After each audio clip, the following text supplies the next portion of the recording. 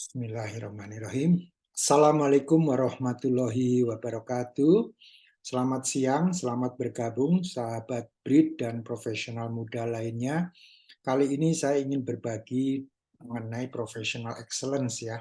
Dan ini sebetulnya langsung aja pengalaman real saya pada saat waktu itu memberikan pelatihan terkait dengan pelatihan Prima yang saya beri label Prima 1, 2, 3, 4. Nah, maksudnya saya berbagi di sini karena melihat bahwa yang namanya interaction excellence itu sangat penting.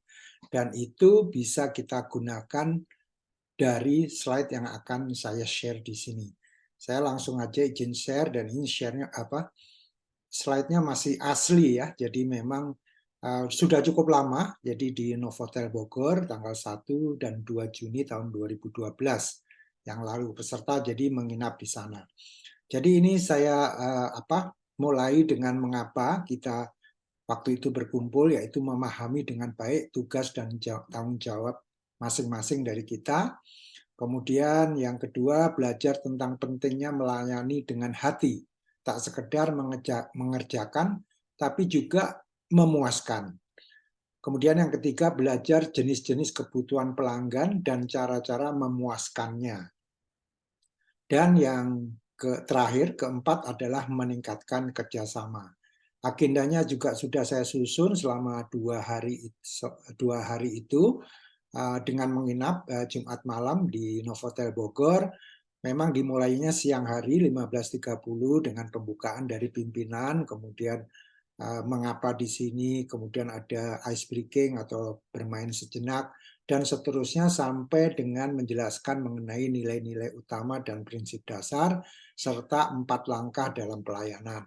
Kemudian di hari berikutnya, pagi hari Sabtu tanggal 2 Juni, saya mulai dengan apa yang sudah dipelajari pada hari sebelumnya, kemudian ada simulasi mengenai customer service gitu ya, kemudian menghadapi pelanggan yang marah dan seterusnya sampai ke siang hari dan kita kembali ke Jakarta jam 1 siang. Nah, tentu saja itu merupakan suatu agenda yang sudah direncanakan dan alhamdulillah berjalan dengan baik.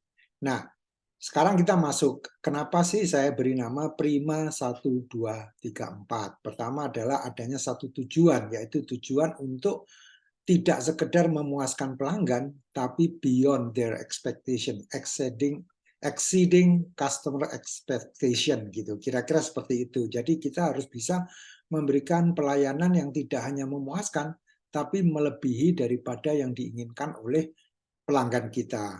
Kemudian duanya adalah 2 jenis kebutuhan pelanggan. Ya, nanti saya jelaskan 2 jenis itu apa saja dan kemudian 3-nya itu apa? 3 prinsip dasar untuk memenuhi kebutuhan pelanggan yang pertama, kemudian ada 4 langkah pelayanan yang merupakan memenuhi kebutuhan pelanggan yang kedua. Ya, jadi saya singkatnya 1, 2, 3, 4 dan saya tambahkan modul mengenai bagaimana menghadapi orang yang marah. Tapi ujung-ujungnya memang adalah memberikan pelayanan yang prima. Jadi ini semua memang konteksnya pelayanan, tapi dalam kita berinteraksi dengan siapapun, ya ini juga berlaku. Jadi tidak berlaku kaku hanya Anda sebagai customer service tidak, tapi Anda sebagai bahkan seorang atasan pun ya harus melakukan ini supaya apa? Anak buah Anda senang berhubungan dengan Anda. Karena ciri seorang leader adalah seorang leader yang bisa atau enak diajak bicara oleh anak buahnya ya. Nah, tentu saja saya mulai dengan bagaimana mereka mengeksplorasi siapa sih sebetulnya pelanggan mereka, ya, pelanggan internal maupun eksternal. Kemudian apa yang mereka butuhkan dari setiap pelanggan itu. Pelayanan apa yang Anda berikan? Apakah mereka puas dengan pelayanan yang Anda berikan? Mengapa puas? Mengapa tidak? Nah, yang juga penting adalah bagaimana Anda mengetahui tingkat kepuasan mereka. Dan di sini didefinisikan bahwa yang namanya pelanggan adalah siapapun yang kita layani. Nah, kemudian saya mulai dengan piramida pelayanan. Jadi pelayanan mulai dari yang sangat dasar, yaitu kebutuhan itu terpenuhi, misalnya apa? Dalam hal angkutan kota misalnya, orang mau pergi dari Blok M ke kota misalnya ya, pelayanan dasarnya adalah dia bisa bergerak atau mengikuti transport tadi dari Blok M ke kota. Kemudian apa yang disebut dengan pelayanan yang diharapkan, yaitu diharapkan misalnya ketepatan waktu atau menunggunya tidak terlalu lama. Ya, artinya di sini penyedia jasa yaitu Jaklingko atau Jak Trans Transjakarta gitu ya, itu harus memberikan pelayanan yang diharapkan. Kemudian apa yang disebut dengan pelayanan yang diinginkan? Yang diinginkan adalah adanya integrasi misalnya ya. Jadi dari satu stasiun ke stasiun yang lain itu ada ketersambungan. Mungkin dia tinggalnya tidak di Blok M ya, tapi dari rumahnya dia ke Blok M itu ada suatu transport yang kita sebut biasanya dengan Jaklingko ya. Dan terakhir adalah yang paling ujung nih, pelayanan tak terduga. Nah, ini barulah yang bisa membuat orang termehek-mehek, puas ya dengan kita adalah bila kita bisa memberikan pelayanan tak terduga. Misalnya dalam kasus tadi ya, adalah misalnya sopir dari kendaraan tadi membantu turun dari kendaraannya, menyeberangkan orang yang menghentikan bus kita misalnya gitu ya, atau dia berada di halte yang cukup tinggi sehingga dia menolong. Nah, itu pelayanan yang tak terduga. Dan saya juga pernah lihat ya, kalau nggak salah di kereta api ya, PT KAI itu ada, atau komuter lain, saya lupa, ada penumpang yang sakit, tapi sama satpamnya diberi tempat duduk yang khusus untuk dia bisa selonjoran tidur, sehingga penumpang lain disadarkan bahwa ibu ini sedang sakit gitu. Jadi ini menurut saya bagi ibu ini merupakan pelayanan yang tak terduga ya. Jadi ini sebetulnya banyak sekali yang bisa kita lakukan ya. Karena memang tujuan kita hanya memberikan pelayanan prima secara terus-menerus sehingga pelanggan merasa sangat puas, dan kalau puas jadinya loyal sama kita. Nah, kemudian yang selanjutnya adalah pengalaman pelayanan paling buruk itu seperti apa. Jadi peserta waktu itu saya suruh untuk mengingat-ingat ya, memberikan contoh mengenai pelayanan paling buruk yang pernah mereka alami ya. Jadi mungkin pada saat antrian atau pada saat pembayaran atau pada saat menunggu bus apapun ya. Bagaimana kejadiannya? Perlakuan apa yang Anda alami? Apa yang Anda rasakan? Apa yang Anda lakukan? Apakah Anda tunjukkan perasaan Anda tersebut? Bila iya, apa reaksi dari pemberi jasa layanan? Kemudian yang terakhir, apakah masalah kemudian terselesaikan? Bagaimana terselesaikannya? Ini juga seru sekali teman-teman, karena masing-masing peserta saya tanya, walaupun nggak semua ya, tapi secara random gitu. Itu ada 5 orang kalau nggak salah yang bercerita, dan variasi ceritanya macam-macam, termasuk antrian dan sebagainya yang tadi saya sebutkan. Nah, ini membuat supaya mereka itu juga membayangkan memberikan pelayanan yang terbaik itu idaman setiap orang, dan untuk melakukan itu Anda harus merasakan juga dengan pengalaman Anda. Nah, tadi kan satu tujuan, yaitu memberikan pelayanan melebihi dari yang diinginkan customer. Sekarang kita masuk kepada dua. Dua itu apa? Kan prima 1, 2, 3, 4. Dua itu adalah 2 kebutuhan, yaitu kebutuhan praktis dan kebutuhan personal. Apa itu? Nah, sebetulnya yang dibutuhkan pelanggan itu adalah sesuatu untuk dipenuhi dan diperlakukan secara manusiawi. Itu sebetulnya ya, kebutuhan dia dipenuhi dan perlakuannya juga yang baik ya. Nah, itulah makanya disebut dengan kebutuhan praktis, yaitu pelanggan membutuhkan sesuatu ya, misalnya tempat parkir yang nyaman, kemudian kedua misalnya bertemu dengan pimpinan di perusahaan tertentu gitu. Ketiga, misalnya kita ingin dibuatkan minuman. Keempat, misalkan membuat fotokopi dan contoh lainnya. Itu yang disebut dengan kebutuhan praktis. Misalnya kalau ingin dibuatkan minuman, begitu minuman tersedia dan rasanya cocok, ya sudah terpenuhi.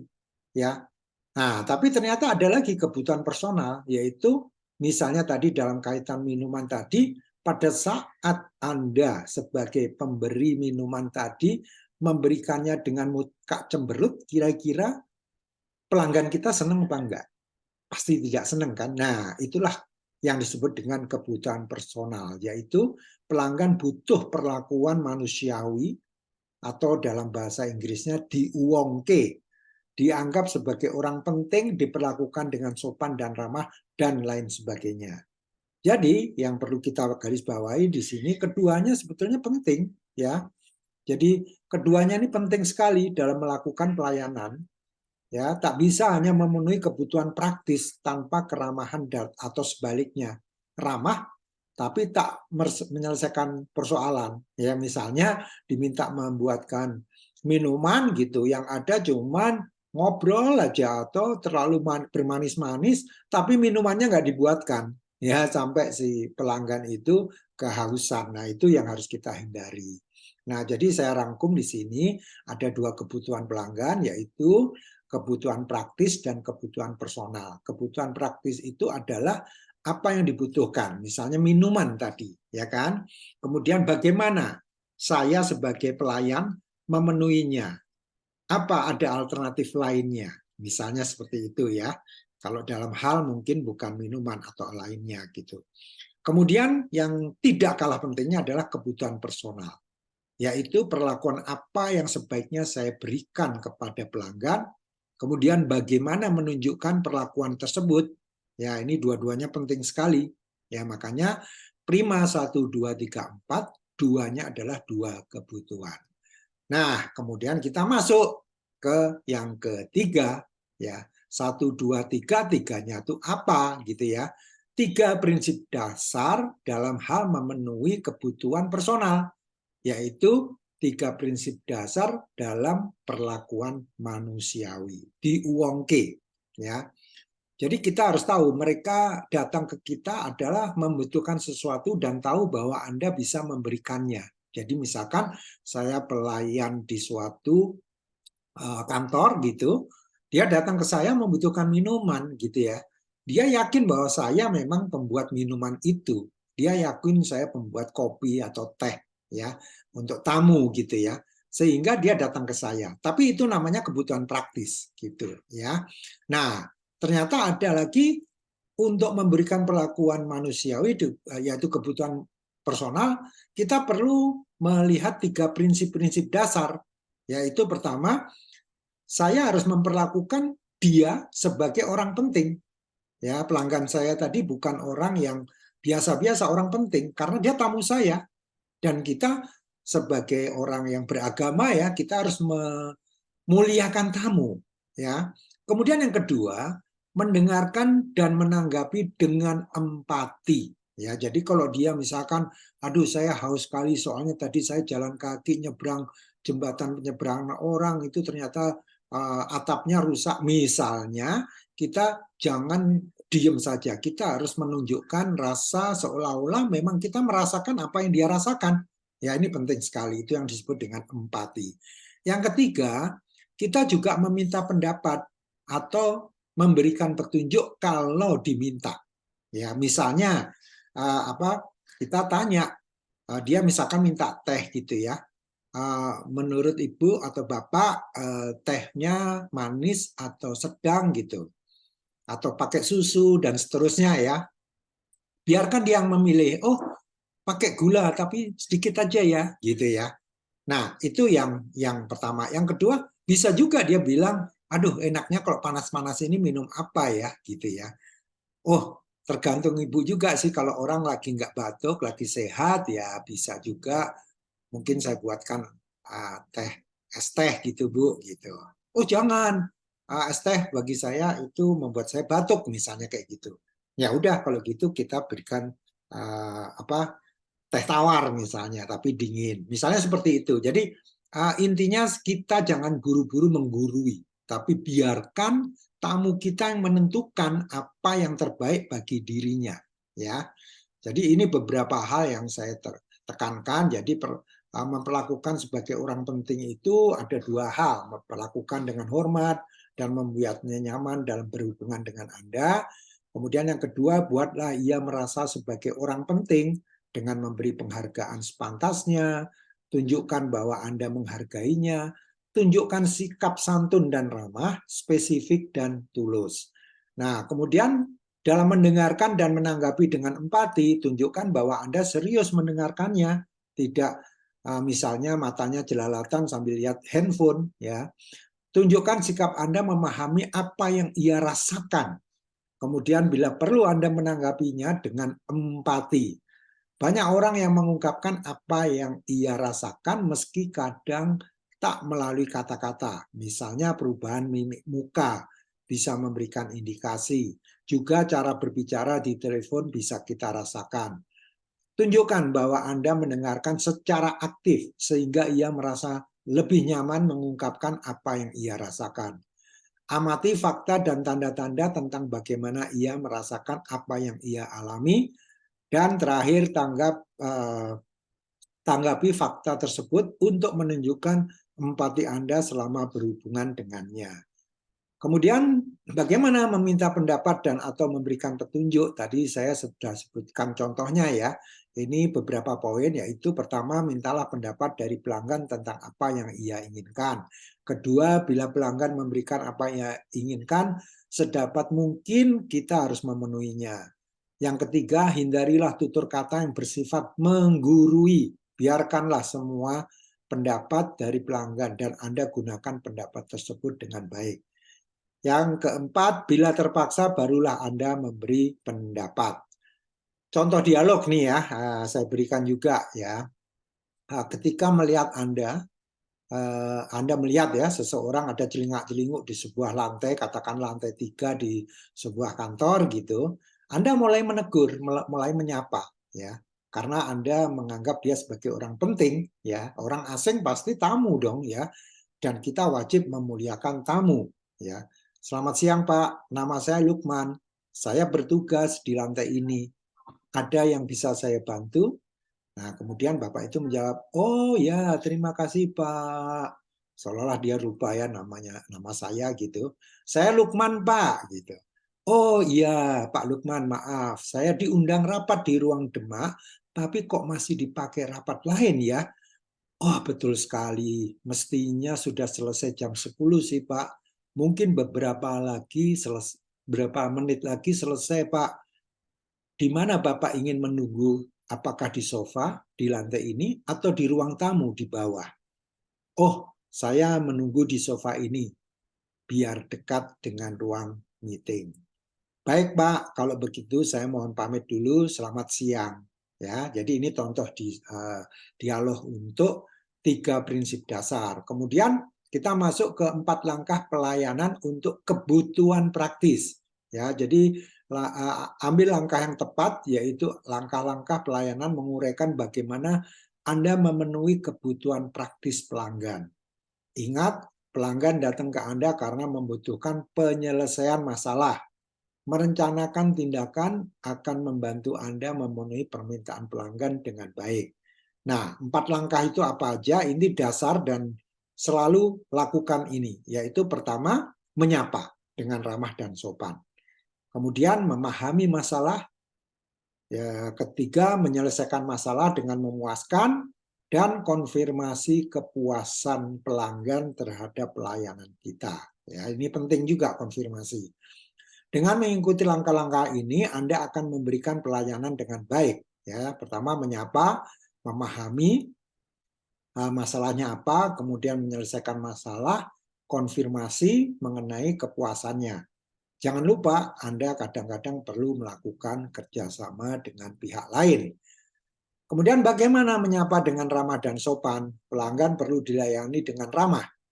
Mereka tak punya waktu untuk menunggu. Anda perlu bertindak segera, profesional, dan hormat.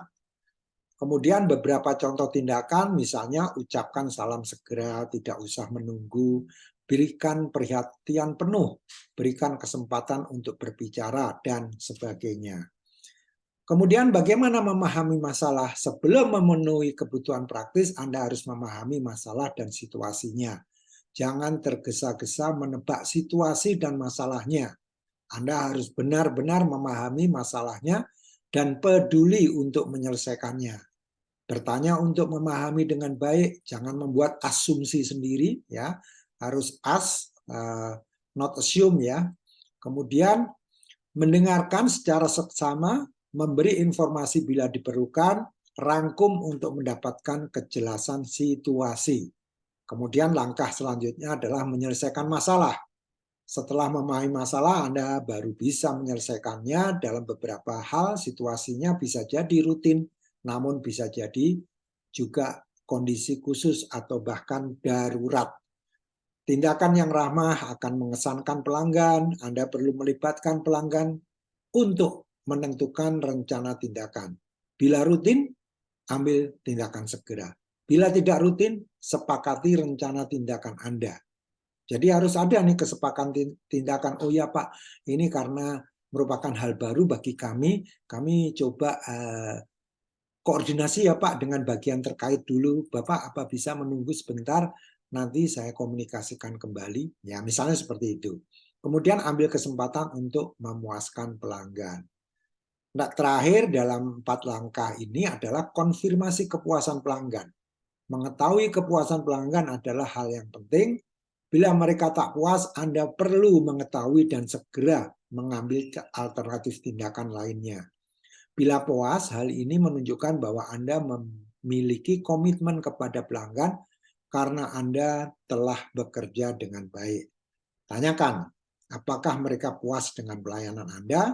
Sanggupi untuk menindaklanjuti bila perlu. Ucapkan terima kasih kepada pelanggan. Nah, ini juga penting. Kita harus pandai mengucapkan terima kasih juga kepada pelanggan. Nah, ini contoh dialog ya. Selamat pagi Bu, selamat pagi. Selamat datang di kantor Kementerian XXX. Ada yang bisa saya bantu Bu? Iya Pak, saya ada janji dengan Pak Edi. Apa Ibu mengetahui nama lengkapnya Pak Edi siapa? Wah, saya tidak tahu.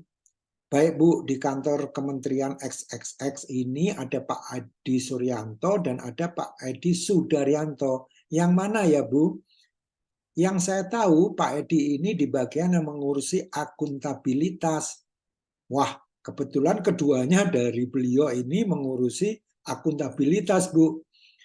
Wow, pusing ya. Jadi ini dialognya jadi seperti ini. Dan saya minta peserta untuk melanjutkan kelanjutannya kalau ternyata ada 2 Edi bagaimana ya. Jadi intinya saya tidak hanya memberi contoh tapi melibatkan peserta untuk memberikan alternatif solusinya bagaimana. Nah, saya tekankan perlunya keseimbangan dalam pelayanan.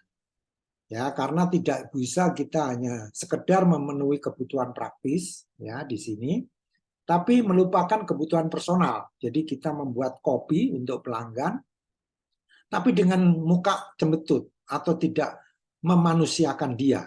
Itu tidak benar. Sebaliknya, kita banyak tanya hal-hal yang sifatnya pribadi atau hal-hal yang tidak ada hubungannya dengan membuat kopi atau teh, terus-menerus akhirnya kita nggak membuatkan kopi atau teh, gitu ya. Ini juga nggak benar. Dalam situasi seperti apa Anda memerlukan lebih banyak prinsip dasar daripada langkah pelayanan, ya, yaitu pada saat customer menunjukkan atau pelanggan menunjukkan muka yang masam misalnya, ya.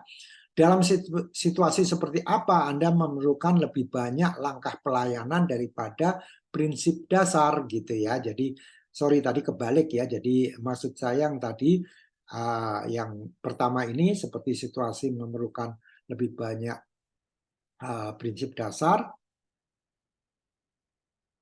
Ini benar, itu tadi benar. Yang ini langkah pelayanan ini adalah bila memang buru-buru, ya buru-buru misalkan suruh-suruh membuat fotokopi gitu, kita nggak usah banyak tanya ini tanya itu karena dia sudah pengen cepat-cepat mengirimkan laporan, misalnya seperti itu. Ya maaf, tadi ada kesalahan. Nah, bagaimana kelanjutannya saya sudah juga mereka untuk memberikan contoh-contoh juga.